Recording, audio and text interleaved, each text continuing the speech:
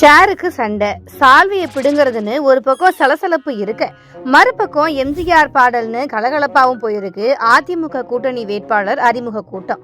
திண்டுக்கல் மக்களவை தொகுதி அதிமுக கூட்டணி வேட்பாளர் அறிமுக கூட்டம் கொடைக்கானல்ல நேற்று நடந்திருக்கு. அப்படி நடைபெற்ற கூட்டத்தில் வேட்பாளர் முகமது முபாரக், அதிமுக முன்னாள் அமைச்சர் திண்டுக்கல் சீனிவாசன், அதிமுக துணை பொதுச் செயலாளர் நத்தம் விஸ்வநாதன் மற்றும் அதிமுக தேமுதிக தொண்டர்கள் என பலரும் இந்த கூட்டத்தில் கலந்திருக்காங்க.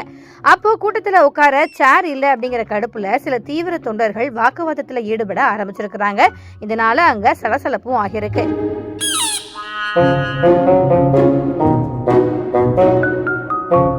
அந்த சலசலப்பு அடங்குனதும் தேமுதிக பொறுப்பாளர் ஒருத்தர் வேட்பாளர் முகமது முபாரக்கு சால்வை அணிவிக்க வர கடுகடுன்னு இருந்த நத்தம் விஸ்வநாதன் அந்த சால்வையை பிடுங்கி பேசாம உட்காருப்பா அப்படின்னு சொல்ல, பாவம் அந்த பொறுப்பாளர் என்ன செய்யறதுனே தெரியாம சிரிச்சுக்கிட்டே அமைதியா உட்கார்ந்துருக்காரு.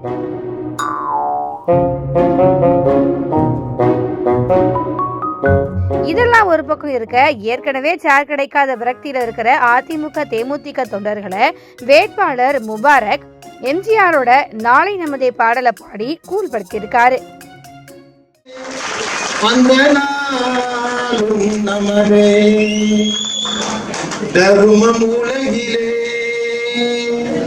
இருக்கும் வரையிலே நாளை நமதே,